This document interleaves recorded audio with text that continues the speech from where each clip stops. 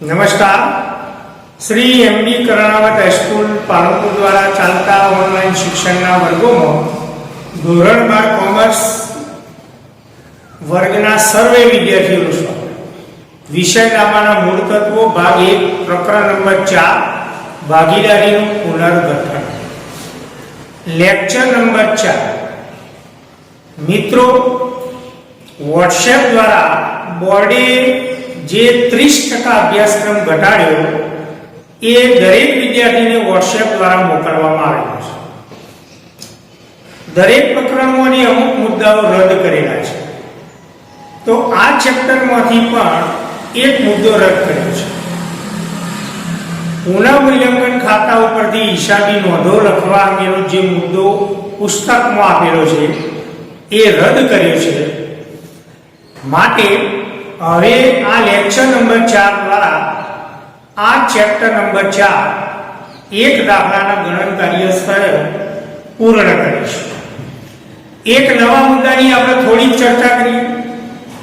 આપણે પુનઃમૂલ્યાંકન પેઢીની મિલકતો દેવાના ફેરફારની હિસાબી નોંધો, પુનઃમૂલ્યાંકન ખાતાની હિસાબી નોંધો ચર્ચા કરી દાખલાઓનું ગણન કાર્ય કર્યું। હવે આ ચેપ્ટરનો એક નાનો મુદ્દો પણ બહુ અગત્યનો મુદ્દો કે જ્યારે ભાગીદારીનું પુનર્ગઠન થાય તો પેઢીના ચોપડે જે અનામતો હોય, એકત્રિત નફો કે ખોટ હોય, એની વહેંચણી ભાગીદારો વચ્ચે જૂના પ્રમાણમાં થાય। પુનઃમૂલ્યાંકન ખાતાનો નફો ખોટ પણ ભાગીદારો વચ્ચે જૂના પ્રમાણમાં વહેંચાય। अनामतो एकत्रित नफो के खोटनी वेचणी पण भागीदारों वच्चे जूना प्रमाणमां थाय। आ मुद्दो प्रवेशना चेप्टरमां पण लागू पड़शे, निवृत्तिना चेप्टरमां पण लागू पड़शे। अनामतो एटले सामान्य अनामत, कारीगर अकस्मात वळतर भंडोळ, मूडी अनामत, रोकाण वधघट भंडोळ, अनामत भंडोळ, आ बधा अनामतो होय। अनामतोनी जमा बाकी होय, अनामतोनी मालिकी चालू भागीदारोनी होय। प्रश्न घणी वखत पूछाय कि अनामतो कोनी मालिकी न होय, तो अनामतो पेढीना चालू भागीदारोनी मालिकी न होय। माटे आ बधी ज अनामतोनी वेचणी भागीदारो वच्चे जूना प्रमाणमां थाय, नवा प्रमाणमां नहीं। ए ज रीते एकत्रित नफो के खोट એટલે કે નફા નુકસાન ખાતાની જમા બાકી એટલે નફો અને નફા નુકસાન ખાતાની ઉધાર બાકી એટલે ખોટ। તો આ એકત્રિત નફા કે ખોટની વહેંચણી પણ ભાગીદારો વચ્ચે જૂના પ્રમાણમાં થાય, નવા પ્રમાણમાં નહીં। કારીગર નફાભાગ ભંડોળ એ પેઢી માટે દેવું છે, અનામત નથી। માટે आ कारीगर नफाभाग भंडोळ पुनर्मूल्यांकन बादना पाका सरियामां मूडी देवा बाजू दर्शावाय, कारण के पेढीनुं देवुं छे, एनी वेचणी अनामत नथी। माटे एनी वेचणी भागीदारो वच्चे जूना प्रमाणमां थती नथी। एटले के सामान्य अनामत, कारीगर अकस्मात वळतर भंडोळ, मूडी अनामत, रोकाण वधघट भंडोळ, नफा नुकसान खातानी जमा बाकी, नफा नुकसान खातानी उधार बाकी, संशोधन अने विकास खर्चा, तो जाहेरात उपलब्ध खातुं, आ बधा खाताओनी बाकीओ चालू भागीदारो वच्चे जूना प्रमाणमां वेचाय। तो हवे एना संदर्भमां पुस्तकनी अंदर दाखला नंबर 12 एनी आपणे चर्चा करीशुं। बोर्डमां लखीश नहीं। अलयनी संकेत एक पेढीना भागीदारो, बे भागीदारो, एमनो नफा नुकसान वेचणीनुं प्रमाण 2:1। एकत्रीकरण સત્તરના રોજ પેઢીના ચોપડે નીચેની બાકીઓ છે। નફા નુકસાન ખાતાની ઉધાર બાકી એટલે ખોટ, અનામત ભંડોળ, કારીગર નફાભાગ ભંડોળ, કારીગર અનામત ભંડોળ એ અનામત, કારીગર નફાભાગ ભંડોળ એ પેઢીનું દેવું છે, ભાગીદારો વચ્ચે વેચાય નહીં।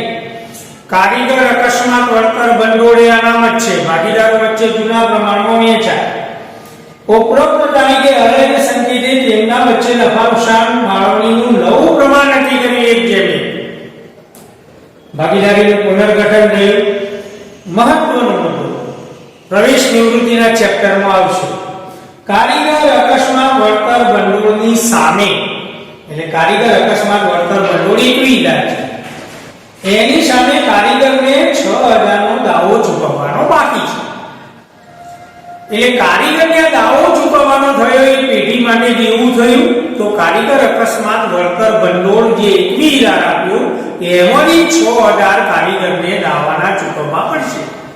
તો 21,000 માઇનસ 6,000 એટલે 15,000.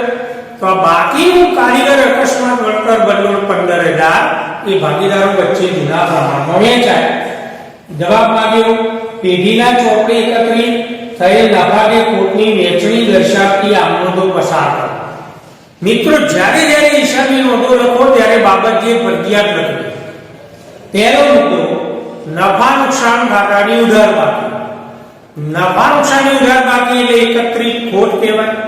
સ્પષ્ટ કહ્યું કે નફા નુકસાન ખાતું ઉધાર બાકી બતાવે છે, તો નફા નુકસાન ખાતું ઉધાર બાકી બતાવે છે એને બંધ કરવા માટે નફા નુકસાન ખાતું જમા થાય, અને ભાગીદારો માટે ખોટ છે કે એમની મૂડીમાં ઘટાડો થાય એટલે એની હિસાબી નોંધ આવી થાય જૂના પ્રમાણમાં. અલયના મૂડી કે ચાલુ ખાતે ઉધાર, સંકેતના મૂડી કે ચાલુ ખાતે ઉધાર તે નફા નુકસાન ખાતે જમા. હવે એના ભાગ કરીએ જૂના પ્રમાણમાં. 2/3 ગુણ્યા 18,000, 2/3 ગુણ્યા 18,000 એટલે 12,000, 1/3 ગુણ્યા 18,000 એટલે 6,000. તો હિસાબી નોંધ આવી જાય. અલયના મૂડી કે ચાલુ ખાતે ઉધાર 12,000, સંકેતના મૂડી કે ચાલુ ખાતે ઉધાર 6,000 તે નફા નુકસાન ખાતે જમા 18,000. જો નફા નુકસાન ખાતાની જમા બાકી હોય એટલે નફો કહેવાય, એને બંધ કરવું હોય તો નફા નુકસાન ખાતે ઉધાર તે અલયના મૂડી કે ચાલુ ખાતે જમા કે સંકેતના મૂડી કે ચાલુ ખાતે જમા જૂના પ્રમાણમાં. અનામત ભંડોળ 27. એના બે ભાગ કરીએ. 2/1 જૂના પ્રમાણમાં, 2/3 ગુણ્યા 27,000 એટલે 18,000, 1/3 ગુણ્યા 27,000 એટલે 9,000. તો હવે એની હિસાબી નોંધ. અનામત ભંડોળ અનામત છે માટે એની જમા બાકી હોય. બાકીઓનો ખ્યાલ હોવો જોઈએ મિત્રો. તો અનામત ભંડોળ અનામત છે માટે એની જમા બાકી છે, તો એને બંધ કરવા માટે અનામત ભંડોળ ખાતે ઉધાર 27,000 તે ભાગીદારોની મૂડીમાં અનામત ઉમેરાય. તે અલયના મૂડી કે ચાલુ ખાતે જમા 2/3 ગુણ્યા 27,000 તે સંકેતના મૂડી કે ચાલુ ખાતે જમા 1/3 ગુણ્યા 27,000 એટલે 9. કારીગર નફાકારક ભંડોળ પેઢી માટે દેવું છે માટે પુનઃમૂલ્યાંકન બાદના પાકા સળિયામાં મૂડી દેવા બાજુ લખાય એની વહેંચણી ભાગીદારો વચ્ચે થશે નહીં. આવી સૂચના પણ લખવાની. કારીગર અકસ્માત વળતર ભંડોળ 21,000 પણ નીચે સૂચના આપી કે કોઈ કારીગરને અકસ્માત થયો અને એને દાવાના ચૂકવવાના થયા રૂપિયા 6,000, તો 21,000 માંથી 6,000 દાવો ચૂકવવો પડશે. માટે બાકીનું કારીગર અકસ્માત વળતર ભંડોળ 15,000 એની વહેંચણી ભાગીદારો વચ્ચે 2/1 જૂના પ્રમાણમાં. તો 15,000 ના આપણે ભાગ કરીએ 2/1. 2/3 ગુણ્યા 15,000 એટલે 10,000, 1/3 ગુણ્યા 15,000 એટલે 5,000. નોંધ આવી જાય. કારીગર અકસ્માત વળતર ભંડોળ એ અનામત છે માટે એની જમા બાકી હોય, એને બંધ કરવા માટે કારીગર અકસ્માત વળતર ભંડોળ ખાતે ઉધાર 15,000 તે અલયના મૂડી કે ચાલુ ખાતે જમા 2/3 ગુણ્યા 15,000 એટલે 10,000. તે સંકેતના મૂડી કે ચાલુ ખાતે જમા 1/3 ગુણ્યા 15,000 એટલે 5. મિત્રો કારીગર અકસ્માત વળતર ભંડોળ અને અનામત ભંડોળની સંયુક્ત નોંધ લખો તો પણ સાચું, પણ ભૂલ ન પડે એટલા માટે આપણે અલગ અલગ નોંધોની ચર્ચા કરી. તો આ એક મુદ્દો હતો કે અનામતો એકત્રિત નફો કે ખોટની વહેંચણી ભાગીદારો વચ્ચે જૂના પ્રમાણમાં કરવામાં આવે છે. હવે મિત્રો આ ચેપ્ટરનો સર્વગ્રાહી બહુ અગત્યનો પ્રશ્ન નંબર 13 ના દાખલાનું ગણન કાર્ય કરીએ. તો આ ચેપ્ટરમાં જે શીખ્યા બધા મુદ્દાનો સમાવેશ થશે. પુનઃમૂલ્યાંકન ખાતું આપણે ભણી ગયા. હવે નવો 2 ખાતો, આ 2 ખાતો પ્રવેશ નિવૃત્તિમાં પણ આવશે, માટે બહુ અગત્યનો દાખલો. ભાગીદારોનો મૂડી ખાતો અને પુનઃમૂલ્યાંકન બાદનું પેઢીનું પાકું સરવૈયું, બધી બાબતોનો સમાવેશ થશે. રકમ નીચેની માહિતી પરથી સાધન નિર્મિની પેઢીના ચોપડે જરૂરી આમનોંધ પસાર કરો. આમનોંધ આપણે ભૂલી જઈશું. તેમની પેઢીને 31/7 ના રોજનું પાકું સરવૈયું આપ્યું. આ સ્થિર મૂડીનો દાખલો આપ્યો. નીચે સૂચના ભાગીદારોએ પેઢીની મિલકતો દેવાનું પુનઃમૂલ્યાંકન કરવાનું, ભવિષ્યમાં 1:1 પ્રમાણમાં વેચવાનું નક્કી કર્યું. નવું પ્રમાણ 1:1, જૂનું પ્રમાણ હેડિંગમાં આપી સાધન નિર્મિત 5:3 ના પ્રમાણમાં નફો નુકસાન વહેંચે છે. જૂનું પ્રમાણ 5:3 ધ્યાનમાં લઈશું. અને શરતો આપો. તો આ શરતો ઉપરથી પછી દાખલામાં સૂચના આપી કે પુનઃમૂલ્યાંકનની અસર આપ્યા બાદનું પાકું સરવૈયું પણ બનાવો. તો પહેલું પુનઃમૂલ્યાંકન ખાતું 10 લીટીનું, અસ્થિર મૂડીની પદ્ધતિ, 2 ભાગીદારોનો મૂડી ખાતો પહેલા બીજા પ્રકરણમાં આપણે શીખી ગયા. અને તારીખ 31/3/17 ના રોજનું પુનઃમૂલ્યાંકન બાદનું પાકું સરવૈયું. પુનઃમૂલ્યાંકન બાદના પાકા સળિયામાં મિલકત અને દેવો નવી કિંમતે લખાય, એટલે બજાર કિંમતે. મિલકતમાં વધારો થયો હોય તો ઉમેર્યા પછીની રકમ લખાય, ઘટાડો થયો હોય તો બાદ કર્યા પછીની રકમ. એ જ પ્રમાણે દેવોમાં વધારો થયો હોય તો ઉમેરીની રકમ લખાય, ઘટાડો થયો હોય તો બાદ કરી લખાય. જે દેવાની મિલકતમાં કોઈ ફેરફાર ન થયો હોય એ ચોપડે જ કિંમતે પાકા સળિયામાં બતાવે. પુનઃમૂલ્યાંકન ખાતામાં મિલકત દેવાના ફેરફારો લખાય, તફાવતની રકમ લખાય. એનો નફો ખોટ ભાગીદારોના મૂડી ખાતે લઈ દઈશું અને આ પ્રમાણે આપણે ભાગીદારોનો મૂડી ખાતો બનાવ્યો. સૌથી પહેલા આપણે બાકીઓ લખી. મૂડીની બાકી લખી દી. તો પાકા સળિયામાં નજર કરો. મૂડી ખાતો સાધન 80,000, નિર્મિત 50,000. તો શરૂઆતની મૂડી માટે આપણે શબ્દ લખીએ છીએ બાકી આગળ લાવ્યા 80,000 50,000.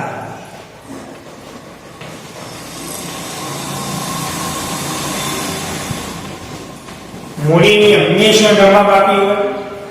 મહત્વનો મુદ્દો મિત્રો, મૂડી દેવા બાજુ પાકા સળિયામાં નજર કરો. સામાન્ય અનામત 80,000 આજે જ ચર્ચા કરી. સામાન્ય અનામત એ અનામત છે, માટે ભાગીદારો વચ્ચે જૂના પ્રમાણમાં વહેંચાય. તો જૂનું પ્રમાણ 5:3, 5 અષ્ટમાંશ ગુણ્યા 80,000 એટલે 50,000, 3 અષ્ટમાંશ ગુણ્યા 80,000 એટલે 30,000. હવે એની હિસાબી નોંધો બોલી દો. સામાન્ય અનામત એ અનામત છે, એની જમા બાકી હોય. મિત્રો મૂડી દેવા બાજુ જે ખાતો આપે એની જમા બાકી હોય. મિલકત લેવા બાજુ જે ખાતો આપે એની ઉધાર બાકી હોય. તો સામાન્ય અનામત જમા બાકી. હવે એને બંધ કરીએ. તો સામાન્ય અનામત ખાતે ઉધાર 80,000, તે સાધનના મૂડી ખાતે જમા 50,000, તે નિર્મિના મૂડી ખાતે જમા 30,000. ખતમની કરીએ. બંનેના મૂડી ખાતાની જમા બાજુ વિગતમાં વિરોધના ઉધાર થયેલા ખાતાનું નામ લખાય સામાન્ય અનામત ખાતે. 50,000 30,000 મૂડીમાં અનામત ઉમેરા. પહેલા બીજા ચેપ્ટરમાં પડ્યા મૂડી ખાતામાં જમા બાકી એન્ટ્રી કરીએ એટલે મૂડી વધે, ઉધાર બાકી એન્ટ્રી કરીએ એટલે મૂડી ઘટે.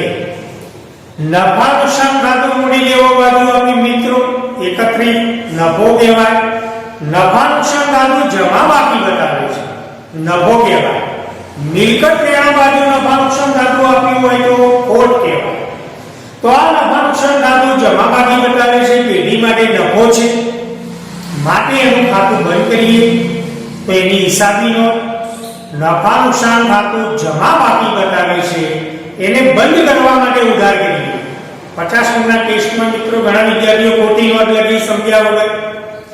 એટલે હવે ભૂલ ના કરતા. નફા નુકસાન ખાતું જમા બાકી બતાવે છે 48,000. તો એની હિસાબી નોટ આવી જાય. નફા નુકસાન ખાતું જમા બાકી બતાવે છે, એને બંધ કરવા માટે નફા નુકસાન ખાતે ઉધાર. તે સાધનના મૂડી ખાતે જમા કે નિર્મિના મૂડી ખાતે જમા જૂના પ્રમાણમાં આપણે ભાગ કરીશું. તો 5/3 ના પ્રમાણમાં આપણે ભાગ કરીશું. તો 5/3 એટલે 5 અષ્ટમાંશ ગુણ્યા 48,000 એટલે 30,000. 3 અષ્ટમાંશ ગુણ્યા 48,000 એટલે 18,000. તો હવે એની હિસાબી નોંધ આવી થાય. નફા નુકસાન ખાતે ઉધાર 48,000, તે સાધનના મૂડી ખાતે જમા 30,000, તે નિર્મિના મૂડી ખાતે જમા 18,000.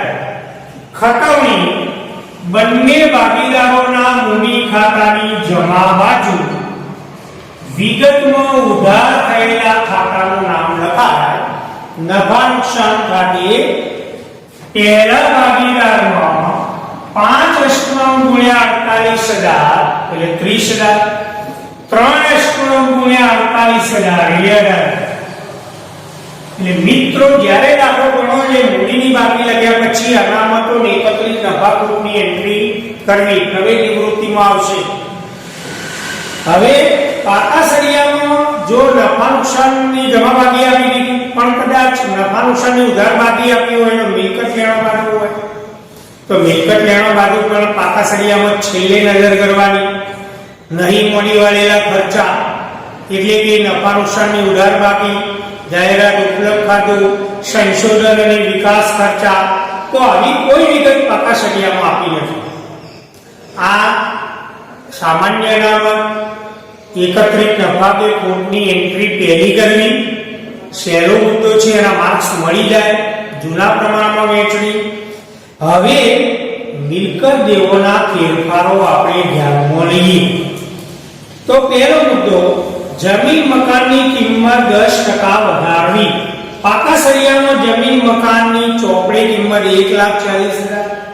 હવે એમાં 10% વધારવાના તો 1,40,000 ના 10% એટલે 14,000.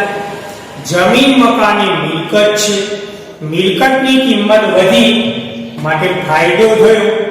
ફાયદો થાય તો પુનઃ મૂલ્યાંકન ખાતું જમા, નુકસાન થાય તો પુનઃ મૂલ્યાંકન ખાતું ઉધાર. તો 14,000 નો ફાયદો થયો માટે 14,000 થી પુનઃ મૂલ્યાંકન ખાતું જમા થાય અને જમીન મકાનનો વધારો કરવાનો છે માટે જમીન મકાન ખાતે ઉધાર 14,000, તે પુનઃ મૂલ્યાંકન ખાતે જમા 14,000. ખતવણી કરીએ તો પુનઃ મૂલ્યાંકન ખાતાની જમા બાજુ જમીન મકાન ખાતે તફાવતની રકમ ફેરફારની રકમ લખાય 14,000. હવે મિત્રો પાકું સમય પુનઃ મૂલ્યાંકન ખાતામાં એન્ટ્રી કરો એટલે બીજી એન્ટ્રી પાકા સળિયામાં તરત કરી લેવી. જમીન મકાનનો વધારો થયો માટે પાકા સળિયામાં મિલકત લેણા બાજુ જમીન મકાન બિનચાલુ મિલકત કહેવાય. અંદરના કોલમમાં ચોપડી કિંમત 1,40,000 અને એમાં 10% વધારો થયો તો 1,40,000 ના 10% એટલે 14,000. વધારો થયો એટલે સરવાળાની ટોટલ રકમ 1,54,000. એટલે જમીન મકાનની બજાર કિંમત 1,54,000 પાકા સળિયામાં લખાય. મિત્રો સમજવા માટે પહેલો દાખલો છે એટલે મેં લખ્યું જમીન મકાન અંદરના કોલમમાં વધતા વધારો, ઘટાડો થયો હોય તો માઈનસ ઘટાડો. સમજવા માટે સીધે સીધો પ્લસ કર્યા પછીની રકમ બહારના કોલમમાં લખો તો પણ સાચું, પણ પહેલો દાખલો છે માટે વ્યવસ્થિત સમજણ પડી જાય એટલા માટે આપણે આ પ્રમાણે લખીશું. યંત્રો અને ફર્નિચરની કિંમતમાં 40% નો ઘટાડો કરો. યંત્રો અને ફર્નિચર બંને મિલકત છે. બંને મિલકતની કિંમત ઘટી માટે નુકસાન થયું. નુકસાન થયું એટલે પુનઃ મૂલ્યાંકન ખાતે ઉધાર. તે યંત્રો ખાતે જમા કે ફર્નિચર ખાતે જમા. હવે યંત્રોમાં 40% ઘટાડો તો યંત્રો ચોપડે કિંમત 80,000 એના 40% તો 80,000 ના 40% એટલે 32,000. તો યંત્રોમાં 32,000 નો ઘટાડો થયો માટે પુનઃ મૂલ્યાંકન ખાતે ઉધાર 32,000 તે યંત્રો ખાતે જમા. ખતમની પુનઃ મૂલ્યાંકન ખાતાની ઉધાર બાજુ યંત્રો ખાતે 80,000 ના 40% એટલે 32,000. હવે પાકા સળિયા યંત્રોમાં ઘટાડો કરીશું. યંત્રોની ચોપડે કિંમતમાંથી 40% ઘટાડો બાદ કરીશું તો યંત્રોની ચોપડે કિંમત 80,000. હવે એમાંથી 32,000 બાદ કરીએ. ચોપડે કિંમત 80,000 ઘટાડો 40% એટલે 32,000. બજાર કિંમત બહારના કોલમમાં 48,000. હવે એક પ્રમાણે ફર્નિચરની ચોપડે કિંમત 30,000 એમાં 40% ઘટાડો તો 30,000 ના 40% એટલે 12,000. હિસાબી નોંધ ઘટાડો થયો માટે પેઢીને નુકસાન થયું. નુકસાન થયું એટલે પુનઃ મૂલ્યાંકન ખાતે ઉધાર 12,000 તે ફર્નિચર ખાતે જમા. પુનઃ મૂલ્યાંકન ખાતે ઉધાર પુનઃ મૂલ્યાંકન ખાતાની ઉધાર બાજુ ઘટાડાની રકમ લખાય 40,000 ના 30%. 30,000 ના 40% એટલે 12,000 થી ઘટાડો થયો. હવે પાકા સળિયામાં એ ફર્નિચરની ચોપડે કિંમત 30,000 એમાંથી 12,000 ઘટાડો બાદ કર્યો તો ફર્નિચરની ચોપડે કિંમત 30,000 માઈનસ 40% ઘટાડો એ 12,000 ઘટ્યા માટે હવે ફર્નિચરની બજાર કિંમત 18. એટલે પાકા સળિયામાં પ્લસ માઈનસ વધારો ઘટાડો કર્યા પછીની રકમ દર્શાવવા એટલે ફર્નિચરની બજાર કિંમત 18. મહત્વનો મુદ્દો આવ્યો દેવાદારો પર હવે 1,000 ની ગાળખા અનામતની જરૂર નથી. આ મુદ્દો વાર્ષિક હિસાબના દાખલામાં પણ પૂછાય, પ્રવેશ અને નિવૃત્તિના દાખલામાં પણ પૂછાય. પાકા સળિયામાં નજર કરો દેવાદારો 40,000 જૂની ગાળખા અનામત 1,500 પેઢી પાસે 1,500 ની ગાળખા અનામત છે. સૂચના કે હવે 1,000 ની ગાળખા અનામતની જરૂર નથી એટલે 1,500 જૂની ગાળખા અનામત એમાં 1,000 ની જરૂર નથી, જરૂર છે ફક્ત 500. તો વધારાના 1,000 ગાળખા અનામતની જોગવાઈની રકમ જરૂર ન હોવાથી નફામાં ઉમેરવી પડે માટેની હિસાબી નોંધ આવી થાય. ગાળખા અનામતમાં ઘટાડો કરીશું તો ગાળખા અનામતની જમા બાકી ઘટાડો કરવા માટે ગાળખા અનામત ખાતે ઉધાર 1,000 તે પુનઃ મૂલ્યાંકન ખાતે જમા 1,000. પુનઃ મૂલ્યાંકન ખાતાની જમા બાજુ વિગતમાં ઉધાર થયેલા ખાતાનું નામ લખાય. ગાળખા અનામત ખાતે 1,000. 1,000 વધારાની રકમ નફામાં પરત કરે. હવે પાકા સળિયામાં દેવાદારો 40,000 દેવાદારો 40,00,000. હવે દરકાર અનામતની ફક્ત 500 રૂપિયાની જરૂર છે, માટે 39,512 ના પરમમાં 1000 ની જરૂર નથી. ત્યાર પછી સ્ટોકમાં 1500 ના મરામત ખર્ચની જરૂરિયાત છે. સ્ટોક એ મિલકત કહેવાય. પાકા સરિયામાં સ્ટોક આપ્યો 31,500. હવે સ્ટોકમાં 1500 ના રિપેરિંગ ખર્ચની જરૂર છે. રિપેરિંગ ખર્ચ કરવાથી સ્ટોકની કિંમત ઘટે તો 1500 નું નુકસાન થયું, માટે પુનઃમૂલ્યાંકન ખાતે ઉધાર 1500 તે સ્ટોક ખાતે જમા. તો પુનઃમૂલ્યાંકન ખાતાની ઉધાર બાજુ સ્ટોક ખાતે 1500 અને હવે પાકા સરિયામાં સ્ટોકની ચોપડી કિંમત 31,000, એમાંથી 1500 નો ઘટાડો બાદ કરીશું. સ્ટોક 31,500 માઈનસ 1500 નો ઘટાડો, તો હવે સ્ટોકની બજાર કિંમત 30,000. બે એન્ટ્રી સાથે કરતા જઈશું એટલે સમજ પડી જાય અને એન્ટ્રી સાચી થશે. કુલ લેણદારોમાંથી 1500 હવે ચૂકવવા પડશે નહીં. લેણદારો એ દેવું કહેવાય. તો પાકા સરિયામાં લેણદારો આપ્યા 32,000. હવે એમાંથી 1500 ચૂકવવાના નથી, તો દેવું ઘટ્યું. દેવું ઘટ્યું માટે પેઢીને ફાયદો થયો. ફાયદો થયો એટલે પુનઃમૂલ્યાંકન ખાતું જમા થાય 1500 અને લેણદારોનો ઘટાડો કરવા માટે લેણદારો ખાતે ઉધાર 1500 તે પુનઃમૂલ્યાંકન ખાતે જમા. તો પુનઃમૂલ્યાંકન ખાતાની જમા બાજુ લેણદારો ખાતે 1500. બીજી એન્ટ્રી પાકા સરિયા. અહીંયા આપણે મૂડી માટે ચારિટી રાખશું, પછી બિન ચાલુ દેવો, ચાલુ દેવો. તો લેણદારો મૂડી દેવા બાજુ અંદરના પરમ 32,000. હવે એમાંથી 1500 બાદ કરીશું.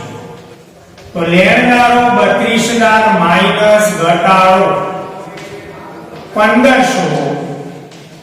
હવે ધંધાના લેણદારો 30,500. દેવામાં ઘટાડો થયો, ફાયદો થયો. ચૂકવવાનો બાકી ખર્ચ 10,000. પાકા સરિયામાં ચૂકવવાનો બાકી ખર્ચ આપ્યો નથી.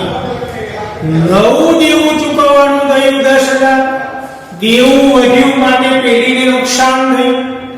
નુકસાન થયું એટલે પુનઃમૂલ્યાંકન ખાતે ઉધાર 10,000 તે ચૂકવવાના બાકી ખર્ચ ખાતે જમા 10,000.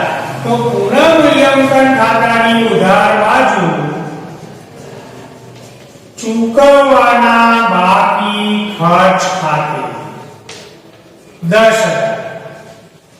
બીજી એન્ટ્રી ચૂકવવાનો બાકી ખર્ચ દેવું છે, માટે મૂડી દેવા બાજુ બિન ચાલુ દેવાના શીર્ષક નીચે 10,000.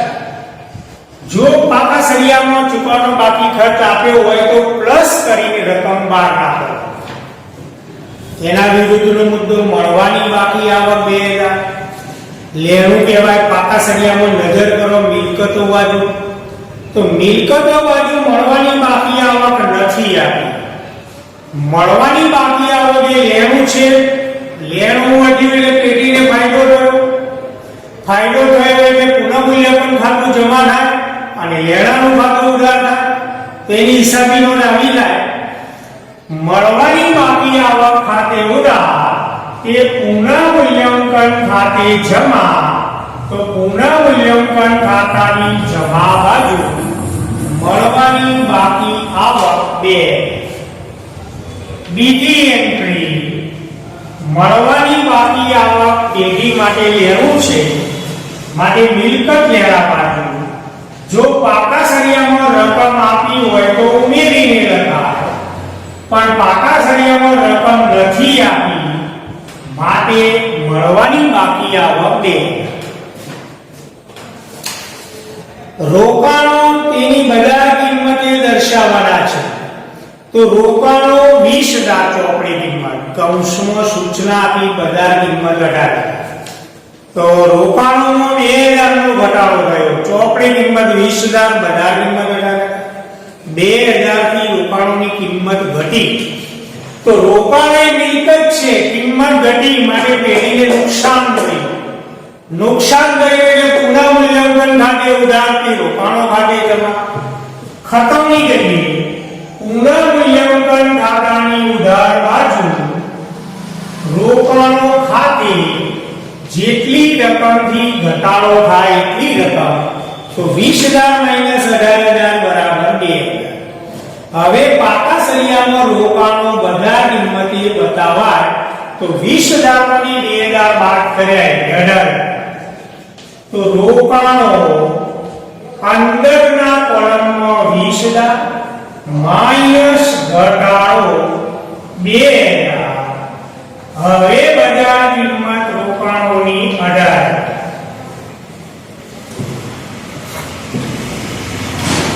હવે મિલકત જેવોના કોઈ ફેરફારો આપ્યા નથી માટે પુનઃમૂલ્યાંકન ખાતાના સરવાળા કરી અને આપણે નફો ખોટ શોધી કાઢીએ. તો પહેલા નજર કરીએ જમા બાજુ 15, 16, 18,500 ઉધાર બાજુનો સરવાળો વધારે છે માટે તફાવતની રકમ જમા બાજુ આવશે.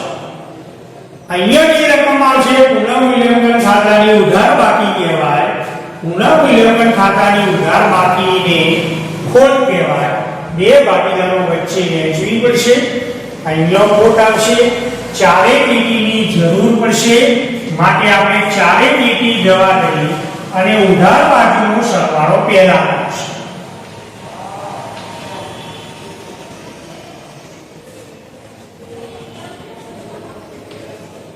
ચેક કરતા રહેજો. તો ઉધાર બાજુનો સરવાળો 57,500. એ સરવાળો આપણે જમા બાજુ મૂકી દઈએ. હવે તફાવતની રકમ અહીંયા આપણે છેલ્લી લીટીમાં શોધી કાઢીએ.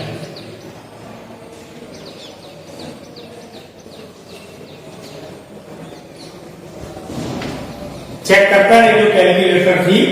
તો ડિફરન્સ 39,000. પુનઃમૂલ્યાંકન ખાતાનો ઉધાર બાજુનો સરવાળો વધારે થયો માટે એને ખોટ કહેવાય. આ ખોટ બંને ભાગીદારોના મૂડી ખાતે જૂના પ્રમાણમાં રહે છે.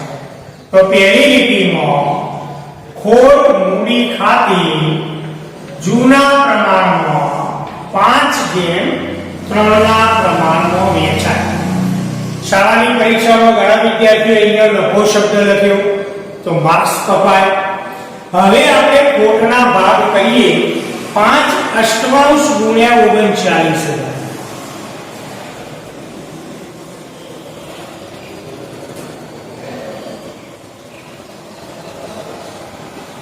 તો પહેલો ભાગીદાર સાજન અને બીજો ભાગીદાર નિર્મિત. તો 5/8 ગુણ્યા 39,000 બરાબર 24,375. હવે બાદ બાકી કરો તો બીજાની ખોટ મળી જાય. અથવા 3/8 ગુણ્યા 39,000 14,625. 14,625. છેલ્લી હિસાબી નોંધ નફા ખોટની લખવી પડે. ઘણા વિદ્યાર્થીઓએ શાળાની કસોટીમાં લખી નથી માટે માર્ક્સ કપાય. હવે આ ખોટ આપણે મૂડી ખાતે લીધી. તો પુનઃમૂલ્યાંકન ખાતાની ઉધાર બાકી એટલે ખોટ. પુનઃમૂલ્યાંકન ખાતું ઉધાર બાકી બતાવે છે, એને બંધ કરવા પુનઃમૂલ્યાંકન ખાતું જમા થાય અને મૂડીમાં ઘટાડો કરવા સાજકના મૂડી ખાતે ઉધાર 24,375. નિર્મિના મૂડી ખાતે ઉધાર 14,625. તે પુનઃમૂલ્યાંકન ખાતે જમા 14,625. તો આ બંને ભાગીદારોની ખોટ આવી. ખતવણી કરીએ તો ખોટ મૂડી ખાતાની ઉધાર બાજુ વિગતમાં વિરુદ્ધના ખાતાનું નામ લખાય પુનઃમૂલ્યાંકન ખાતે આ ખોટની રકમ આવી મૂડી ઘટશે પહેલા ભાગીદારની મૂડી ઘટશે 24,375 બીજા ભાગીદારની મૂડી ઘટશે 14,625 હવે મૂડીની બાકી શોધીએ અસ્થિર મૂડી તો મૂડીની હંમેશા જમા બાકી હોય મોટા ભાગે તો આપણે જમા બાજુનો સરવાળો પહેલા કરીશું તો જમા બાજુનો સરવાળો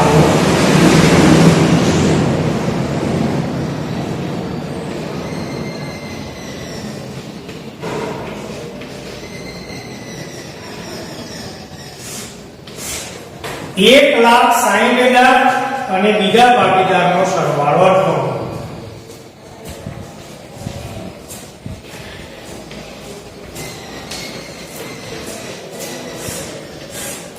હવે ડિફરન્સની રકમ આપણે શોધી લઈએ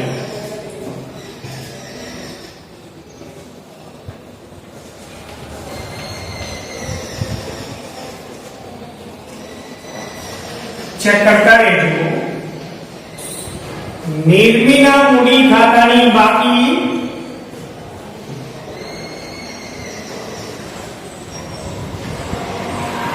$58,000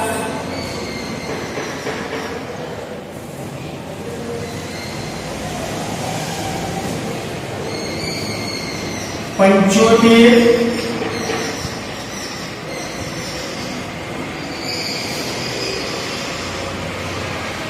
₹83,375 ચેક કરતા રહેજો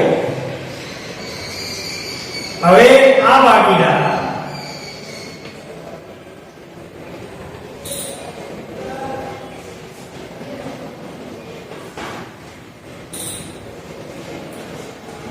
ચેક કરજો 1,35,625 બંને ભાગીદારોની આખરની મૂડી બાકી આગળ લઈ ગયા 1,35,625 અને 83,375 પાકા સરિયામાં મૂડી દર્શાવી મૂડી ખાતો સાધન અને નિર્મિત 1,35,625 83,375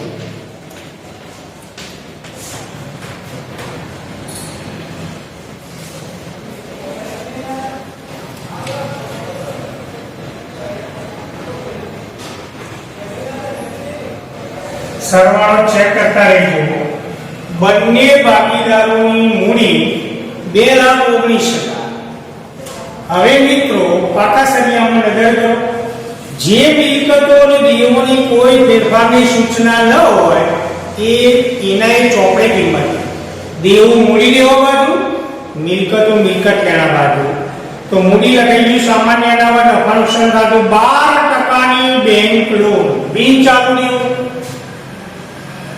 12% બેંક લોન 70 ત્યાર પછી મૂડી દેવા બાજુ નજર કરીએ તો લેણદારો લખાઈ ગયા દેવી ઊંડી 10,000 ચાલુ દેવું દેવી ઊંડી 10,000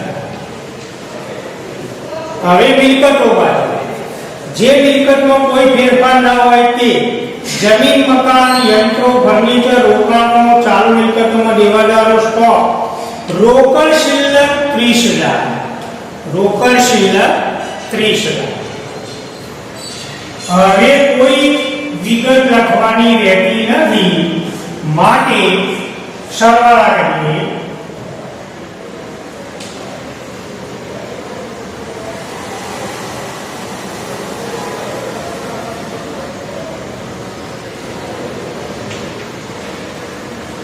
ચેક કરતા રહેજો 3,39,500 હવે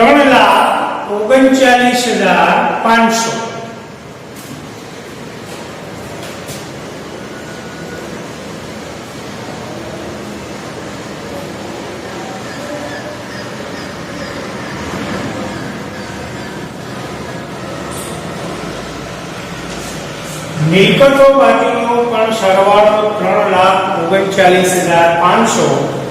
તો પુનઃ મૂલ્યાંકન બાદનું પાકું સરવૈયું આ પ્રમાણે પ્રવેશ અને નિવૃત્તિનો દાખલો આવશે.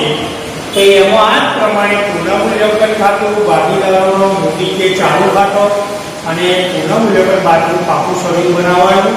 મિલકત વધે તો પ્લસ કરી રકમ બહારના કોલમમાં, ઘટે તો માઇનસ કરવાના. દેવું વધે તો પ્લસ, ઘટે તો માઇનસ. તો મિત્રો આ સાથે આજે આપણે લેક્ચર નંબર 4 દ્વારા પ્રકરણ નંબર 4 પૂર્ણ કરીએ છીએ. ધન્યવાદ.